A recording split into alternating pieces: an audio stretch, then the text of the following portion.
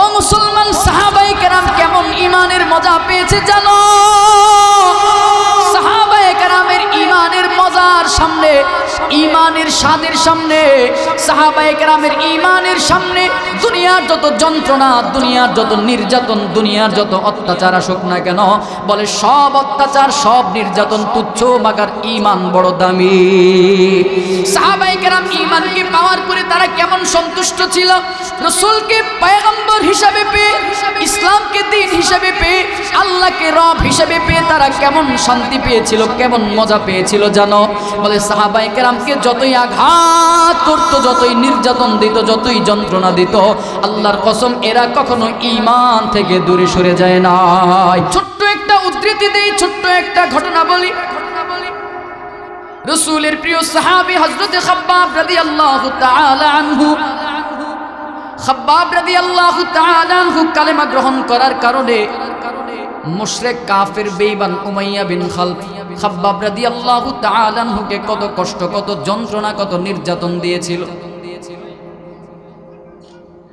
হযরত খাব্বাব রাদিয়াল্লাহু তাআলা আনহু কালেমা গ্রহণ করার কারণে এই মুশরিক বেঈমান খাব্বাব রাদিয়াল্লাহু তাআলা আনহুর মাথার চুল ধরে মাঝে মাঝে জোরে টান দিত। শুধুই তাই নয়, হাতের গ্রীভা ধরে জোরে মোচড় দিত। বলে এইভাবে যতই শাস্তি দেওয়া হোক না কেন, বলে ঈমান থেকে দূরে সরে যায় নাই, ঈমানটাকে হালকা করে নাই, ঈমানটাকে দুর্বল বানায় নাই। বলে কি জন্য, কি জন্য? বলে ওই যে যাকাতুল ঈমান, ঈমানের স্বাদ পেয়েছিল, ঈমানের মজা পেয়েছিল। বলে ঈমানের স্বাদের বিপরীতে দুনিয়ার যতই শাস্তি আসুক না কেন, বলে দুনিয়ার সব শাস্তি ঈমানের মজার সামনে তুচ্ছ। এজন্য মুসলমান বন্ধুরা আমার, সময় যেহেতু স্বল্প, একটু মুহাব্বতে বলবেন, ওই ঈমান আমাদের আছে না নাই? জোরে বলতে হবে। ওই ঈমানকে, ইসলামকে টিকায় রাখা লাগবে কি লাগবে না? ঈমানকে টিকায় রাখার জন্য, ইসলামকে টিকায় রাখার জন্য এখন আমাদেরকে ওই জাহিলিয়াতের মতো অত্যাচারের শিকার হওয়া লাগে না। ইসলামকে জমিনের মধ্যে প্রতিষ্ঠিত করার জন্য, প্রতিষ্ঠিত রাখার জন্য ওই জাহিলিয়াতের মতো আমাদেরকে আর নির্যাতনের শিকার হতে হয় না। জাহিলিয়াতের মুশরিকরা ইমানদারদেরকে যেই পরিমাণে নির্যাতন করেছে, যন্ত্রণা দিয়েছে, ওই পরিমাণে নির্যাতন যন্ত্রণার শিকার কিন্তু আমাদের হতে হয় না।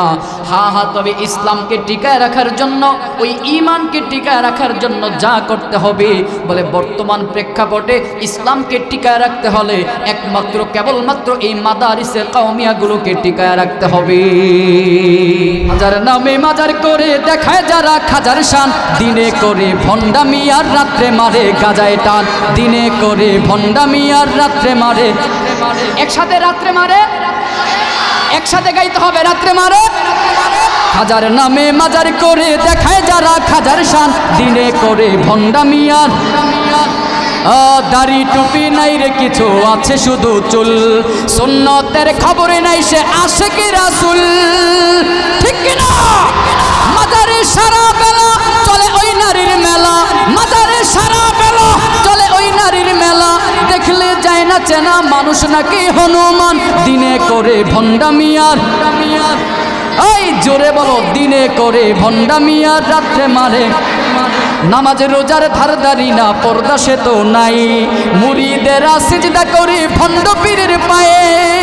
মাজারে যাবে যারা তারা হবে সর্বহারা, আমল সব ধ্বংস হবে, থাকবে না তাদের ঈমান, দিনে করে ভণ্ডামি আর, দিনে করে ভণ্ডামি আর। সামনে যাব, রাগ করবেন না তো? ওরে ল্যাংটা বাবার মতো কত ভণ্ড বাবা আছে, দুর্গন্ধে যায় না থাকা গেলে তাদের কাছে। বহু পীর দেখছি কেমন করে জানেননি, ও বছরে একদিন গোসল করে। বুঝছেন?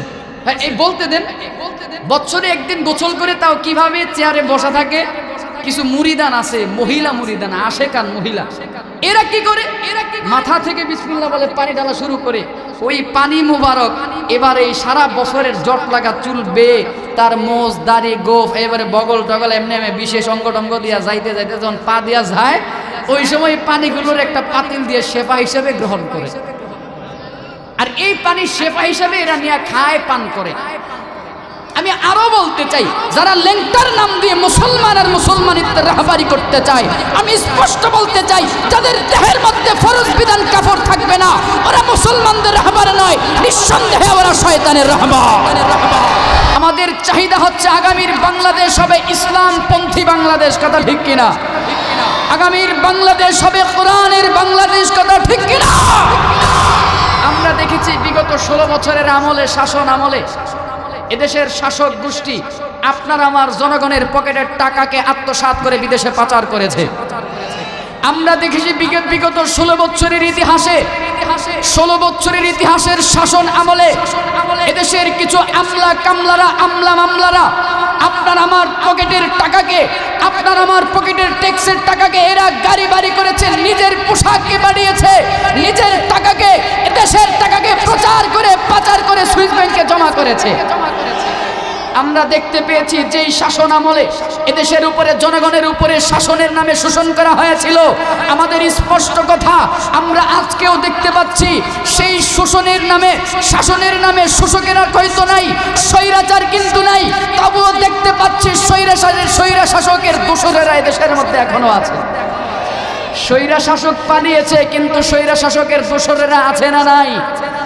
ওই দোসরদেরকে আমরা সাবধানতার সাথে বলতে চাই, ও স্বৈরা শাসকের দোসরেরা, স্পষ্ট ভাষায় শুনে নাও, স্পষ্ট ভাষায় জেনে নাও, তোমাদের শাসক পালিয়েছে, তোমরাও যদি এদেশের মধ্যে মুসলমানদেরকে আঘাত করতে চাও, এদেশের জনগণের সম্পদ লুণ্ঠন করতে চাও, আবারও যদি হামলা মামলা অরাজকতা সৃষ্টি করতে চাও, আবারও যদি জনগণের অর্থ সম্পদ লুণ্ঠন করতে চাও, যে দেশের জনগণ, যে দেশের সাধারণ আমলা মামলারা 40 মিনিটে দেশের 16 বছরের শাসনকে ভেঙে চুরমার করে দিয়েছে, আবারও যদি কেউ স্বৈরা শাসন করতে চায় 40 মিনিট লাগবে না, 20 মিনিটের মাথায় এদেশের শাসন ব্যবস্থাকে দুর্বল করে দিবে।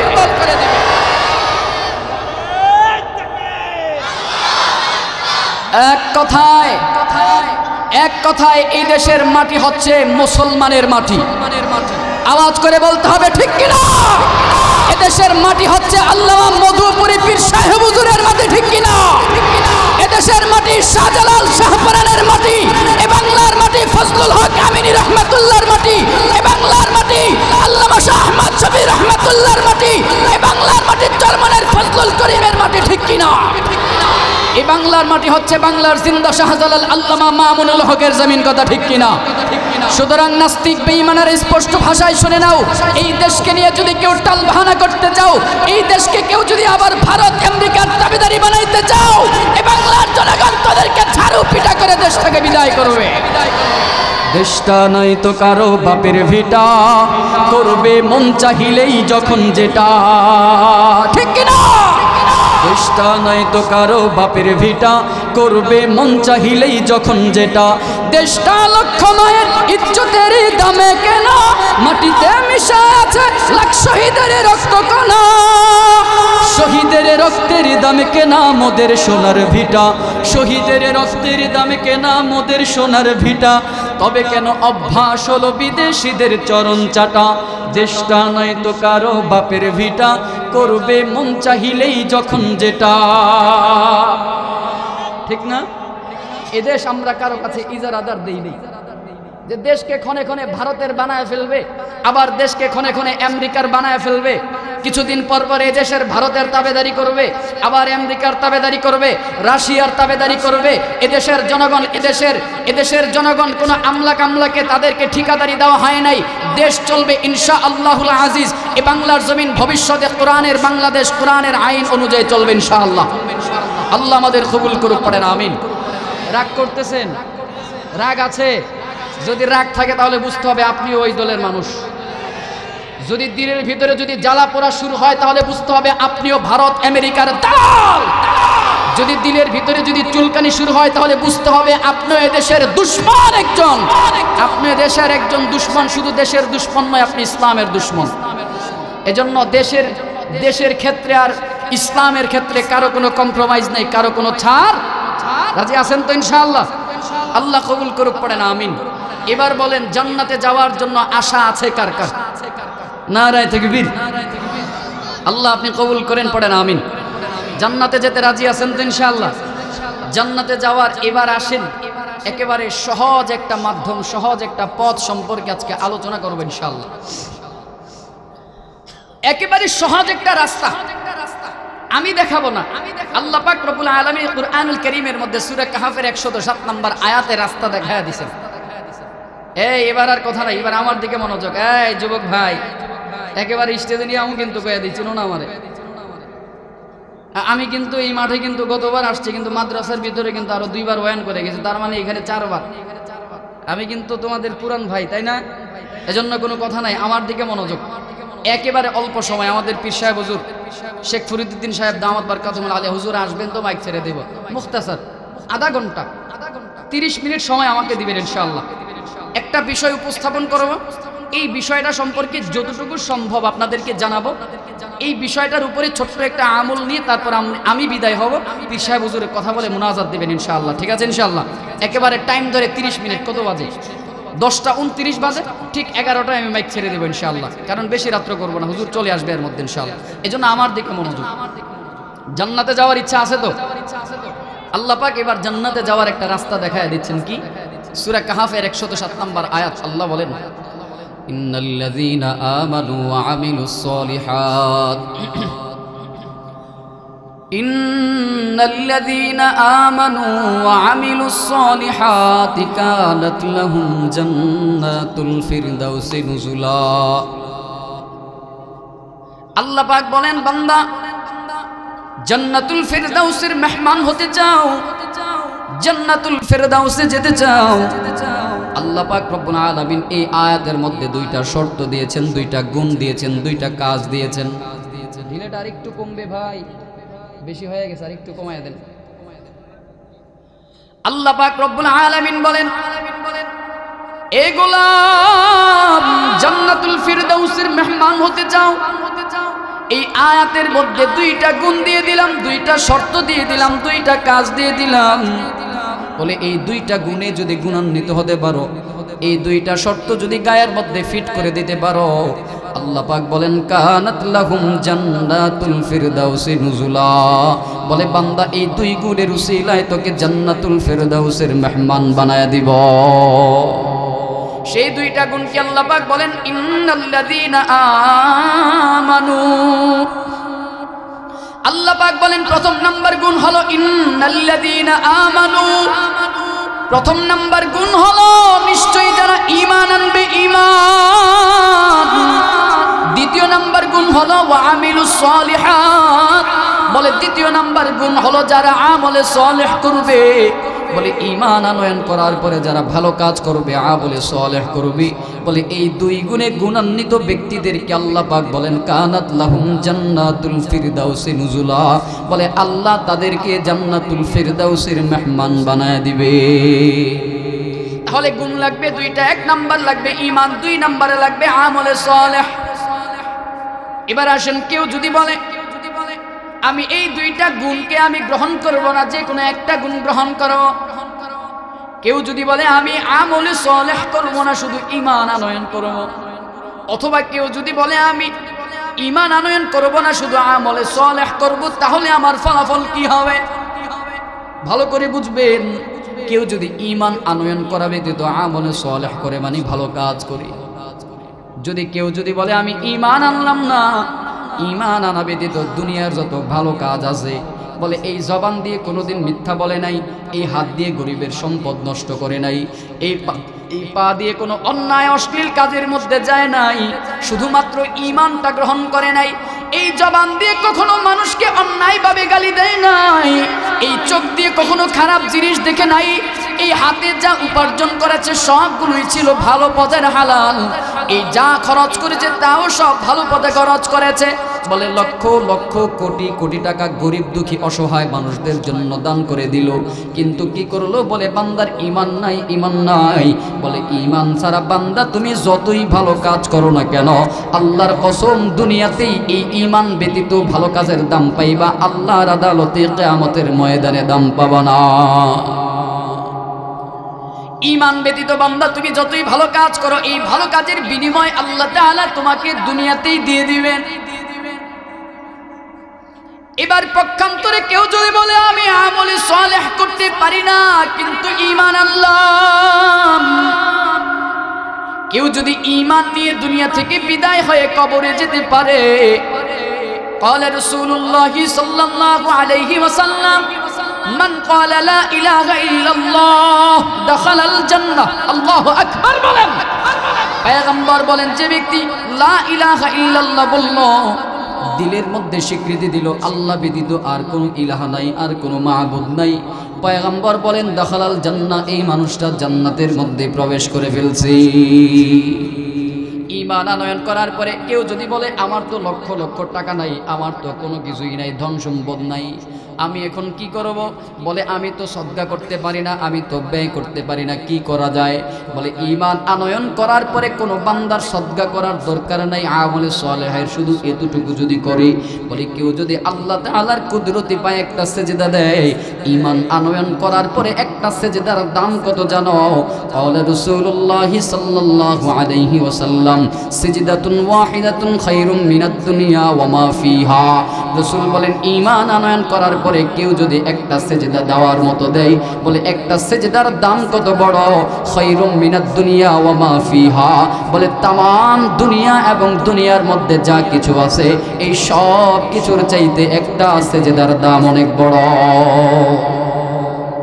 তাহলে একটু বুঝে থাকলে বলবেন এই যে একটা সেজদার দাম দুনিয়া এবং দুনিয়ার চাইতে বড়, এটা কি ঈমান থাকলে না ঈমান না থাকলে? বুঝতেছেন তো কথা? এবার কেউ যদি বলে আমি ঈমান আনলাম না কিন্তু হাজারটা সেজদা মালিকের কুদরতি পায়ে দিলাম, কোনো লাভ আছে? নাই, কোনো লাভ নাই। পক্ষান্তরে কেউ যদি ঈমানের সাথে মালিকের পায়ে একটা সেজদা দেয়, ঈমানের হালাতে কেউ যদি একটা সেজদা দেয়, ওই একটা সেজদার দাম কত? খায়রুম মিনাদ দুনিয়া ওয়া মা ফিহা, বলে तमाम দুনিয়া এবং দুনিয়ার মধ্যে যা কিছু আছে সব কিছুর চাইতে একটা সেজদার দাম বড়। ওঠা বসা কি জন্য? কি মানে গজল বন্ধ হয়ে গেছে এর জন্য ওঠা বসা শুরু হয়েছে নাকি? এই বিষয়টা এরকম, গজল লাগবো না? জি, আরে বইলাম তো বয়ান করার লাগে নাকি? নাশিদ, নাশিদ লাগবো? ঠিক আছে, তাহলে বসতে হবে ইনশাআল্লাহ। হুজুর আসার আগে 5 মিনিট নাশিদ শোনাবো, কিন্তু আগে মূল কাজ সমাপ্ত করতে হবে ইনশাআল্লাহ, তাহলে উঠা বসা করা যাবে না। ঠিক আছে? ক্বালা রাসূলুল্লাহ সাল্লাল্লাহু আলাইহি ওয়াসাল্লাম, একবার দরুদ পড়েন সাল্লাল্লাহু আলাইহি ওয়াসাল্লাম, মুহাব্বতে পড়েন না সাল্লাল্লাহু আলাইহি ওয়াসাল্লাম। কি ফায়দা? গত বছরে বললাম কেউ যদি একবার দরুদ পড়ে মিনিমাম 4টা লাভ, 10টা গুনাহ মাফ। সুবহানাল্লাহ পড়বেন না? একবার দরুদ পড়লে 10টা নেকি আমল নামায় অ্যাড হয়, একবার দরুদ পড়লে 10টা রহমত নাজিল হয়, একবার দরুদ পড়লে জান্নাতে 10 গুণ মর্যাদা বৃদ্ধি করে দেয়। তাহলে লাভ না লস? মুহাব্বতে পড়েন সাল্লাল্লাহু আলাইহি ওয়াসাল্লাম। قال رسول الله صلى الله عليه وسلم, রাসূলের নাম যেখানে আসবে সেখানেই দরুদ পড়ব মুহাব্বতের সাথে। পারবো ইনশাআল্লাহ? আজমতের সাথে, ভালোবাসা নিয়ে, দিল থেকে। কি পড়ব? বলেন বলেন, কি পড়ব? লম্বা দরুদ দরকার নাই, ছোট দরুদ। কি পড়ব? যেখানেই রাসূলের নাম আসবে সেখানেই রাজি আছি ইনশাআল্লাহ। এই আমলটুকু অন্তত করব ইনশাআল্লাহ। قال رسول الله صلى الله عليه وسلم, নবীজি বলেছেন এজন্য ঈমানের সাথে কেউ যদি একটা সেজদা দেয়, সেজদার দাম দুনিয়া এবং দুনিয়ার চাইতে অনেক বড়। এটা শুধুমাত্র ঈমান থাকার কারণে, ঈমান হওয়ার কারণে। মুসলমান বন্ধুরা আমার, এজন্য বলছিলাম ঈমান বড় দামি একটা সম্পদ, ঈমান বড় দামি একটা নিয়ামত। ঈমানের পরিচয় পাওয়ার জন্য চলুন হাদিসে জিবরিলের দিকে যাই। নবীজি সাল্লাল্লাহু আলাইহি ওয়াসাল্লাম ঈমানের পরিচয় দেয়, বলে কেমন করে ঈমানের পরিচয় দেয়? عن عمر بن خطاب رضي الله تعالى عنه قال قال رسول الله صلى الله عليه وسلم, ওমর বিন খাত্তাব রাদিয়াল্লাহু তাআলা আনহু থেকে বর্ণিত, তিনি বলেন, বলে আমরা একদা রাসূলের দরবারে বসা, এমন সময় একজন লোক আগমন করলো। ইজতলা আলাইনা রাজুলুন, এমন সময় একজন লোক রাসূলের দরবারে আগমন করে, যে বলে ওই লোকটা দেখতে কেমন ছিল, বলে যার মাথার চুলগুলো ছিল কুচকুচে কালো, যার পরনের মধ্যে পোশাক ছিল দবদবে সাদা। বলে এমন সময় রাসূলের কাছে এই লোকটা আগমন করেছে। লা ইয়ারিফুহু মিন্না আহাদ, বলে আমাদের মধ্য থেকে এই লোকটাকে কেউ চিনে না। লা ইউরা আলাইহি আসারুস সাফার, বলে এই লোকটার মাঝে সফরের কোনো আলামত, সফরের কোনো চিহ্নও ছিল না। এমন সময় লোকটা এসে রাসূলের কাছে বসলো। বলে কেমন করে বসেছে, বলে তার দুই হাঁটু রাসূলের দুই হাঁটুর সাথে লাগাইয়া তার দুই হাত রাসূলের উরুর মধ্যে রেখে তারপরে বসলো। এবার লোকটা আগন্তুক ব্যক্তি পয়গম্বরকে বলে, ক্বালা ইয়া মুহাম্মদ আখবিরনি আনিল ইসলাম। আগন্তুক লোকটা বলে, ওগো পয়গম্বর সাল্লাল্লাহু আলাইহি ওয়াসাল্লাম, আখবিরনি আনিল ইসলাম, বলে ইসলাম কি, ইসলাম সম্পর্কে আমাকে একটু জানিয়ে দেন। ক্বালা রাসূলুল্লাহ সাল্লাল্লাহু আলাইহি ওয়াসাল্লাম, তখন নবীজি সাল্লাল্লাহু আলাইহি ওয়াসাল্লাম বলেন, আল ইসলামু আন তাশহাদা আল্লা ইলাহা ইল্লাল্লাহ ওয়া আন্না মুহাম্মাদার রাসূলুল্লাহ ওয়া তুকিমুস সালাহ ওয়া তু'তিয়াজ যাকাত ওয়া তাসুমা রমাদান ওয়া তাহুজ্জাল বাইতা ইন ইসতাতা'a ইলাইহি সাবিলা। পয়গম্বর পাঁচটা জিনিসের কথা বললেন। বলে এই পাঁচটা জিনিসের নাম হলো ইসলাম। বলে এক নম্বরে আন তাশহাদা আল্লা ইলাহা ইল্লাল্লাহ ওয়া আন্না মুহাম্মাদার রাসূলুল্লাহ। বলে ইসলাম হলো এক আল্লাহ ব্যতীত আর কোনো ইলাহ নাই এবং মুহাম্মাদুর রাসূলুল্লাহ তিনি আল্লাহ তাআলার পয়গম্বর ও রাসূল। এই কথার স্বীকৃতি দেওয়ার নাম হলো ইসলাম। দুই নম্বরে ওয়া তুকিমুস সালাহ, বলে নামাজ কায়েম করার নাম ইসলাম। ওয়া তুতিয়াজ যাকাত, তিন নম্বরে যাকাত প্রদান করার নাম ইসলাম। চার নম্বরে ওয়া সাওমু রমাদান, বলে রমজান মাসে রোজা রাখার নাম ইসলাম। ওয়া তুহুজ্জাল বাইতা ইন ইসতাতা'a ইলাইহি সাবিলা, বলে পাতে থাকলে বাইতুল্লাহ হজ করতে যাওয়ার নাম হলো ইসলাম। বলে এই পাঁচ জিনিসের নাম হলো ইসলাম। আরো একটা হাদিসের দিকে যদি তাকাই, আন আব্দুল্লাহ বিন উমর রাদিয়াল্লাহু তাআলা আনহু قال قال رسول الله صلى الله عليه وسلم بني الاسلام على خمس شهادة ان لا اله الا الله। বলে পাঁচ জিনিসের, বলে ইসলামের মূল ভিত্তি হলো পাঁচটা, মূল বিষয় হলো পাঁচটা। বলে এক নম্বরে কালেমা পাঠ করা, ঈমান আনয়ন করা, আল্লাহ ব্যতীত আর কোনো ইলাহ নাই, মুহাম্মদ সাল্লাল্লাহু আলাইহি ওয়াসাল্লাম আল্লাহর রাসূল এবং পয়গম্বর এবং বান্দা। বলে এটা বিশ্বাস করে নেওয়ার নাম ইসলাম। দুই নম্বরে নামাজ কায়েম করা, তিন নম্বরে যাকাত প্রদান করা, চার নম্বরে রমজান মাসে রোজা রাখা, পাঁচ নম্বরে সামর্থ্য থাকলে বাইতুল্লাহ হজ করতে যাওয়া। বলে এই পাঁচ জিনিসের নাম হলো ইসলাম। আগন্তুক ব্যক্তি বলেন, ফাকালা সাদাকতা, আগন্তুক ব্যক্তি বলেন, পয়গম্বর আপনি সত্য বলেছেন, আপনি সত্য বলেছেন। ক্বালা উমর রাদিয়াল্লাহু তাআলা আনহু বলেন, ফাআজিবনা লাহু ইয়াসআলুহু ওয়া ইউসাদ্দিকুহু, বলে বিষয়টা আমাদের কাছে বড় আজীব লেগেছে। ওমর বলেন ব্যাপারটা আমাদের কাছে বড় আশ্চর্য লেগেছে। বলে কি জন্য, কি জন্য? বলে যে মানুষটা নিজে প্রশ্ন করলো ওই মানুষটাই আবার প্রশ্নের জবাবে সত্যায়িত করতেছে। বলে বিষয়টা আমাদের কাছে বড় আশ্চর্য লেগেছে। এরপরে আগন্তুক ব্যক্তি এবার আবার বলতেছেন, ক্বালা ইয়া মুহাম্মদ আখবিরনি আনিল ঈমান। এ বাবা আমার দিকে মনোযোগ দেন, মূল বিষয়টা হলো এইখানে। আগন্তুক ব্যক্তি বলতেছেন, ও মুহাম্মদ সাল্লাল্লাহু আলাইহি ওয়াসাল্লাম, বলে আখবিরনি আনিল ঈমান, বলে ঈমান কি, ঈমানের ব্যাপারে আমাকে একটু জানিয়ে দাও। পয়গম্বর বলেন, ক্বালা রাসূলুল্লাহ সাল্লাল্লাহু আলাইহি ওয়াসাল্লাম, বলে ঈমান হলো আন তুমিনা বিল্লাহ ওয়া মালাইকাতিহি ওয়া কুতুবিহি ওয়া রুসুলিহি ওয়াল ইয়াউমিল আখির ওয়া তুমিনা বিল কদরি খাইরিহি ওয়া শাররিহি। নবীজি বলেন ঈমান হলো কয়েকটা জিনিসের নাম। এক নম্বরে ঈমান আনা, আন তুমিনা বিল্লাহ, বলে এক নম্বরে আল্লাহ তাআলার প্রতি বিশ্বাস প্রতিস্থাপন করা। দুই নম্বরে ওয়া মালাইকাতিহি, বলে আল্লাহ তাআলার যত ফেরেশতা রয়েছে সব ফেরেশতাদের প্রতি বিশ্বাস প্রতিস্থাপন করা। তিন নম্বরে ওয়া কুতুবিহি, বলে আল্লাহ তাআলার যত আসমানি কিতাব রয়েছে বলে সব আসমানি কিতাবের প্রতি বিশ্বাস প্রতিস্থাপন করা।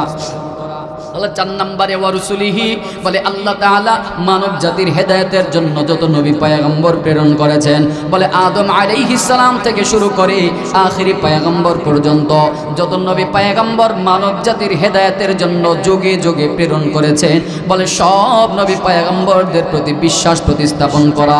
বলে 5 নম্বরে ওয়াল ইয়াউমিল আখির, বলে আখিরাত দিবসের প্রতি বিশ্বাস প্রতিস্থাপন করার নাম হলো ঈমান।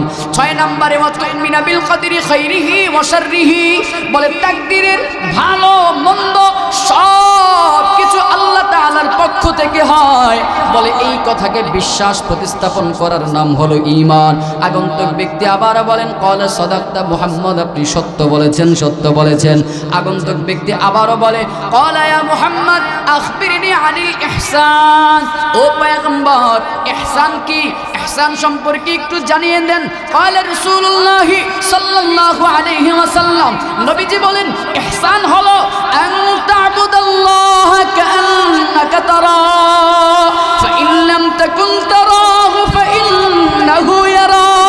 নবীজি বলেন তুমি আল্লাহ তাআলার ইবাদত এমন ভাবে করবা, আল্লাহর ইবাদত এমন ভাবে করো, আন তা'বুদাল্লাহ, আল্লাহর ইবাদত এমন ভাবে করো কাআন্নাকা তারা, যেন তুমি তাকে দেখতে পাও, যেন তুমি আল্লাহকে দেখতে পাও। আর যদি তুমি মাওলাকে দেখতে না পাও, ফাইন লাম তাকুন তারাহু, যদিও তুমি তাকে দেখতে না পাও, তবে ইবাদত করার সময় দিলের ভিতরে এতটুকু চিন্তা নিয়ে আসো। বলে কি চিন্তা, কি চিন্তা, যদিও আমি আমার মাওলাকে দেখি না, কিন্তু আমার মাওলা তো অন্ধ নয়, আমার মাওলা তো কানা নয়, আমার মাওলা তো আমার দিকে তাকিয়ে আছেন, আমার দিকে তাকায় রইছেন। ফাইন লাম তাকুন তারাহু ফাইন্নাহু ইয়ারা, যদিও আমি আমার মাওলাকে দেখি না, আমার মাওলা আমার দিকে তাকায় আছে। একটু মহাব্বতে বলেন অন্তরের মধ্যে যদি এই খেয়ালটুকু রাখা যায়, যদিও আমি আমার মাওলাকে দেখি না, সমস্ত কাজকর্মের বেলায় যদি অন্তরের মধ্যে এই খেয়ালটুকু রাখা যায়, যদিও আমি আমার মাওলাকে দেখি না, আমার মাওলা তো আমার দিকে তাকায় রইছেন, এই খেয়াল যদি কারো অন্তরের মধ্যে থাকে, একটু মহাব্বতে বলবেন ওই বান্দার দ্বারা কি কখনো দুর্নীতি করা সম্ভব? বুঝেন নাই কথা?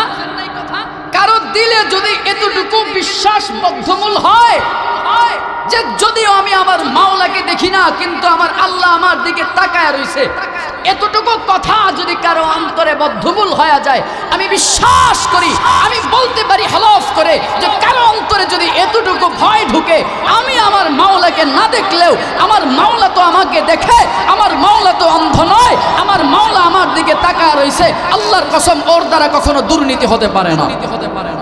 যদি কারো অন্তরে এতটুকু ঢুকে, তার দ্বারা তার জবানে কখনো মিথ্যা হতে পারে না। যদি কারো অন্তরে এতটুকু থাকে যে আমার মাওলা আমার দিকে তাকায় রইছে, তার দ্বারা কখনো জিনা ব্যভিচার হতে পারে না। যদি কারো অন্তরে এতটুকু থাকে যে আমার মাওলা আমার দিকে তাকায় রইছে, তার দ্বারা মানুষের হক নষ্ট হতে পারে না। যদি কারো অন্তরে এতটুকু থাকে যে আমার মাওলা আমার দিকে তাকায় রইছে, তো তার দ্বারা মানুষের হক নষ্ট হয় না, মানুষের জমি জমার হক নষ্ট হয় না, মানুষের ট্যাক্সের টাকা নিজের পকেটে বইরা ওই যে সুইস ব্যাংকে মানুষ প্রচার করতে পারতো না। কথা ঠিক না? জোরে বলতে হবে ঠিক না? এই কাজগুলো কারা করে? বলে যারা এদেশের মধ্যে শিক্ষিত নামদারি, এদেশের মধ্যে যারা শিক্ষার নাম দিয়ে কলমের খোঁচা দিয়ে গরিব দুঃখী মানুষের, অসহায় মানুষের সর্বস্ব লুণ্ঠন করে, এরকম শিক্ষিত শয়তান সমাজে আছে না নাই? এ আওয়াজ করে বলতে হবে আছে না নাই? ওরাই হলো সমাজের আসল শিক্ষিত শয়তান। আসতে বলেন কেন? ভয় আছে? জোরে বলতে হবে ভয় আছে। এরাই হলো সমাজের আসল শিক্ষিত শয়তান। এজন্য উস্তাদ মরহুম মাওলানা আইনুদ্দিন আজাদ রহমাতুল্লাহ বলে, দুর্নীতির ওই আখড়ায় বসে জাহির করে জ্ঞান, কলম দিয়ে কামাই টাকা আবার ধরে সাধুর ভান, ওরা শিক্ষিত শয়তান, ওরা শিক্ষিত শয়তান। না ও আপনাকে লগে ভালোবাসার জমতো না, ভালোবাসার ফিরিদার জমতো না, আপনারা আওয়াজও দেন না, ঠিকঠাক দেন না, ফুদাই গেছেন কি, ঘুমাই টুমাই গেছেন? তাইলে কোন চায়ের ব্যবস্থা করে দেই? হ্যাঁ, তাহলে আওয়াজ দিতে হবে তো। রাজি আছেন ইনশাআল্লাহ? ওরা হলো দেশের লাগি মহামারীর মতন, ফাইলে কলম ঠেকাইয়া চালায় তারা নির্যাতন। খুশের টাকায় ওদের ভুরি, খুশের টাকায় ওদের ভুরি করে যে টান টান। ওরা শিক্ষিত শয়তান, ওরা শিক্ষিত শয়তান, ওরা শিক্ষিত শয়তান, ওরা শিক্ষিত শয়তান। পীরগিরি আর মাজার পূজা চলছে দেশটা জুড়িয়া, শিরকে আর ভণ্ডামিতে দেশটা গেল ভরিয়া। গাজার কলকি টান মারিয়া, গাজার কলকি টান মারিয়া দেখায় খাজার শান। ওরা শিক্ষিত শয়তান, ওরা শিক্ষিত শয়তান, ওরা শিক্ষিত শয়তান, ওরা শিক্ষিত শয়তান। ঠিক কিনা? শিক্ষাঙ্গনের দিকে ভাইরে দেখো না চোখ মেলিয়া, ছাত্ররা সব বই ছাড়িয়া আছে শুধু প্রেমে লইয়া। ও আছে না নাই? আমি হলফ করে বলতে পারি বাংলাদেশের যত শিক্ষা প্রতিষ্ঠান রয়েছে একমাত্র মাদারিসে কওমিয়া ব্যতীত যত স্কুল বলো, ভার্সিটি বলো, কলেজ বলো, ইউনিভার্সিটি বলো, এমনকি আলিয়া মাদ্রাসা বলো, যত স্কুল বলো, কলেজ বলো, ভার্সিটি বলো, আমি বলতে পারি প্রতিটা কলেজের, প্রতিটা ভার্সিটির, প্রতিটা শিক্ষা প্রতিষ্ঠানের ছেলে মেয়ে এই প্রেম নামক নেশার মধ্যে আসক্ত আছে, একমাত্র মাদারিসে কওমিয়া ব্যতীত। কথা ঠিক? এজন্য স্কুল কলেজ ভার্সিটিতে এখন আর শিক্ষা নাই, হয়ে গেছে অস্ত্রের মহড়া, হয়ে গেছে প্রেমের আড্ডা, প্রেমের কারখানা। ঠিক কিনা? এই জায়গা থেকে বের হয়ে আসতে হবে। যদি একমাত্র সুশিক্ষা যদি পেতে হয়, আমি গর্ব করে বলতে পারি, অহংকার করে বলতে পারি, হলফ করে বলতে পারি, জোর গলায় বলতে পারি, একমাত্র আদর্শ শিক্ষা যদি দেওয়া হয় এই যে হালিমাতুস সাদিয়া, এই মাদারিসে কওমিয়াগুলোতে আদর্শ শিক্ষা দেওয়া হয়। ঠিক না? খাজার নামে মাজার করে দেখায় যারা খাজার শান, দিনে করে ভণ্ডামি আর রাত্রে মারে গাজায় টান। একসাথে গাইতে হবে ইনশাআল্লাহ, পারবেন তো? এই ফোলাফান সবটি বয়ে রয়েছে এটির লেগে, আমি বুঝি তো বুঝি, হ্যাঁ এটির লেগে বয়ে রয়েছে না ফোলাফান দি এটি, ওই যে পিছনের তো কয় হা নারায়ে তাকবীর। আচ্ছা দেখি তো আজকের উপস্থিতি কারা বেশি, ছেলে মানে যুবক বেশি না বুড়া বেশি? যুবক বেশি। কেমনে বুঝবেন? বিয়াইতে যেটি এটি সবটি বুড়া আর আবিয়াইতে সবটি হলো জুয়ান। ঠিক আছে ইনশাআল্লাহ? তাহলে বুঝবো কারা বেশি। আমি নারায়ে তাকবীর বলবো, আল্লাহু আকবার বলবেন। আগে কারা? জুরারা জুয়ান না বুড়া? এই বেটা জুয়ান না, বেটা বুড়া করে আগে রাখতে হইব, মুরব্বি করে আগে রাখতে হবে, কারণ মুরব্বিদেরকে আগে রাখতে হবে, কারণ আমরা আদবওয়ালা। ঠিক আছে ইনশাআল্লাহ? মুরব্বিরা রাজি আছেন? নারায়ে তাকবীর। আচ্ছা আপনারা কোন এই যে এই ফোলাটা তে কি বুড়া? এই যে তে বুড়া নি কোন? আচ্ছা তে বুড়া নি আপনারা কোন? বিয়া করছে? তারও একটা হিসাব নিকাশ ঠিক আছে, তে চিন্তা করতেছে এখন বিয়া করি নাই, 2 বছর পরে বা 10 বছর পরে তো করবো। তখন আবার আমাদের ছেলে পেলে নাতি পুতিরাও তো আবার আমার এবার সাপোর্ট দিব, এবার লাগবো সাপোর্ট লাগবো, এর জন্য আগে থেকে প্রিপারেশন নিছে বুড়াই। ঠিক না? যুবক রেডি আছো? নারায়ে তাকবীর। খাজার নামে মাজার করে দেখায় যারা খাজার শান, দিনে করে ভণ্ডামি আর রাত্রে মারে গাজায় টান। দিনে করে ভণ্ডামি আর রাত্রে মারে, একসাথে রাত্রে মারে, একসাথে গাইতে হবে রাত্রে মারে। খাজার নামে মাজার করে দেখায় যারা খাজার শান, দিনে করে ভণ্ডামি আর দাড়ি টুপি নাই রে কিছু, আছে শুধু চুল, সুন্নতের খবরে নাই সে আশিকে রাসূল। ঠিক কিনা? মাজারে সারা বেলা চলে ওই নারীর মেলা, মাজারে সারা বেলা চলে ওই নারীর মেলা, দেখলে যায় না চেনা মানুষ নাকি হনুমান। দিনে করে ভণ্ডামি আর, এই জোরে বলো, দিনে করে ভণ্ডামি আর রাত্রে মারে। নামাজ রোজার ধারদারি না, পর্দা সে তো নাই, মুরিদেরা সিজদা করে ভণ্ড পীরের পায়ে। মাজারে যাবে যারা তারা হবে সর্বহারা, আমল সব ধ্বংস হবে, থাকবে না তাদের ঈমান। দিনে করে ভণ্ডামি আর, দিনে করে ভণ্ডামি আর। সামনে যাব, রাগ করবেন না তো? ওরে ল্যাংটা বাবার মতো কত ভণ্ড বাবা আছে, দুর্গন্ধে যায় না থাকা গেলে তাদের কাছে। বহু পীর দেখছি কেমন করে জানেননি, ও বছরে একদিন গোসল করে, বুঝছেন? হ্যাঁ, এই বলতে দেন, বছরে একদিন গোসল করে, তাও কিভাবে চেয়ারে বসা থাকে। কিছু মুরিদান আছে, মহিলা মুরিদান, আশেকান মহিলা, এরা কি করে, মাথা থেকে বিসমিল্লাহ বলে পানি ঢালা শুরু করে, ওই পানি মুবারক এবারে এই সারা বছরের জট লাগা চুল বেয়ে তার মোজ দাড়ি গোফ এবারে বগল টগল এমনি বিশেষ অঙ্গ টঙ্গ দিয়া যাইতে যাইতে যখন পা দিয়া যায়, ওই সময় পানিগুলোর একটা পাতিল দিয়ে শেফা হিসেবে গ্রহণ করে। আর এই পানি শেফা হিসেবে এরা নিয়ে খায়, পান করে। আমি আরো বলতে চাই, যারা লেংটার নাম দিয়ে মুসলমান আর মুসলমানিত্বের রাহবারি করতে চায়, আমি স্পষ্ট বলতে চাই, যাদের দেহের মধ্যে ফরজ বিধান কাফর থাকবে না, ওরা মুসলমানদের রাহবার নয়, নিঃসন্দেহে ওরা শয়তানের রাহবার। লেংটা পীরের মুরিদ যারা, তারা হবে সর্বহারা। আক্রোশের মুরিদ যারা, দেওয়ানবাগির মুরিদ যারা, তারা হবে সর্বহারা। ঠিক কিনা? আমল সব ধ্বংস হবে, থাকবে না তাদের ঈমান। দিনে করে ভণ্ডামি আর রাত্রে মারে, দিনে করে ভণ্ডামি আর। এই গানের শিল্পী কিন্তু আমার পিছনে বসা, এই গানের যিনি মূল শিল্পী আমার বড় ভাই মাওলানা কাউসার মাহমুদ ভাই পিছনে বসা। আজকে জোর করে ওনারে নিয়ে আইছিল আগে করে। আলহামদুলিল্লাহ পড়েন। কি সঙ্গীত বেড়া, টিয়া দিও সঙ্গীত গাইলে ইনশাল্লাহ শোনাবে আপনাদেরকে, আছে যেহেতু শোনাবে ইনশাল্লাহ। ঠিক আছে ইনশাল্লাহ। এবার আসেন, ঈমান কি দামি না কম দামি? এই সমস্ত কুলাঙ্গারগুলো, পীর নামক ভণ্ডগুলো মুসলিম মুসলমানদের ঈমানগুলোকে বিষাক্ত সাপের ন্যায় ছোবল দিয়ে শেষ করে দেয়।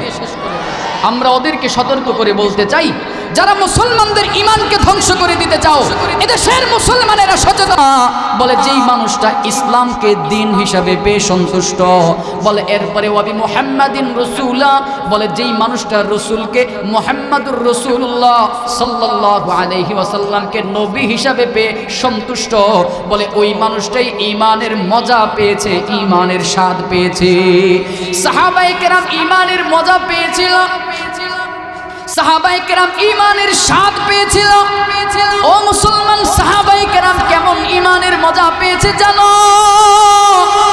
সাহাবায়ে কেরামের ঈমানের মজার সামনে, ঈমানের স্বাদের সামনে, সাহাবায়ে কেরামের ঈমানের সামনে দুনিয়ার যত যন্ত্রণা, দুনিয়ার যত নির্যাতন, দুনিয়ার যত অত্যাচার আসুক না কেন, বলে সব অত্যাচার, সব নির্যাতন তুচ্ছ, মাগার ঈমান বড় দামি। সাহাবায়ে কেরাম ঈমানকে পাওয়ার পরে তারা কেমন সন্তুষ্ট ছিল? রাসূলকে পয়গম্বর হিসাবে পেয়ে, ইসলামকে দিন হিসাবে পেয়ে, আল্লাহকে রব হিসাবে পেয়ে তারা কেমন শান্তি পেয়েছিল, কেমন মজা পেয়েছিল জানো? বলে সাহাবায়ে কেরামকে যতই আঘাত করত, যতই নির্যাতন দিত, যতই যন্ত্রণা দিত, আল্লাহর কসম এরা কখনো ঈমান থেকে দূরে সরে যায় না। ছোট্ট একটা উদ্ধৃতি দেই, ছোট্ট একটা ঘটনা বলি। রাসূলের প্রিয় সাহাবী হযরত খাব্বাব রাদিয়াল্লাহু তাআলা আনহু, খাব্বাব রাদিয়াল্লাহু তাআলা আনহু কালেমা গ্রহণ করার কারণে মুশরিক কাফির বেঈমান উমাইয়া বিন খালফ খাব্বাব রাদিয়াল্লাহু তাআলা আনহুকে কত কষ্ট, কত যন্ত্রণা, কত নির্যাতন দিয়েছিল। হযরত খাব্বাব রাদিয়াল্লাহু তাআলা আনহু কালেমা গ্রহণ করার কারণে এই মুশরিক বেঈমান খাব্বাব রাদিয়াল্লাহু তাআলা আনহুর মাথার চুল ধরে মাঝে মাঝে জোরে টান দিত। শুধুই তাই নয়, হাতের গ্রীভা ধরে জোরে মোচড় দিত। বলে এইভাবে যতই শাস্তি দেওয়া হোক না কেন, বলে ঈমান থেকে দূরে সরে যায় নাই, ঈমানটাকে হালকা করে নাই, ঈমানটাকে দুর্বল বানায় নাই। বলে কি জন্য, কি জন্য? বলে ওই যে যাকাতুল ঈমান, ঈমানের স্বাদ পেয়েছিল, ঈমানের মজা পেয়েছিল। বলে ঈমানের স্বাদের বিপরীতে দুনিয়ার যতই শাস্তি আসুক না কেন, বলে দুনিয়ার সব শাস্তি ঈমানের মজার সামনে তুচ্ছ। এজন্য মুসলমান বন্ধুরা আমার, সময় যেহেতু স্বল্প, একটু মুহাব্বতে বলবেন, ওই ঈমান আমাদের আছে না নাই? জোরে বলতে হবে। ওই ঈমানকে, ইসলামকে টিকা রাখা লাগবে কি লাগবে না? ঈমানকে টিকা রাখার জন্য, ইসলামকে টিকা রাখার জন্য এখন আমাদেরকে ওই জাহিলিয়াতের মতো অত্যাচারের শিকার হওয়া লাগে না।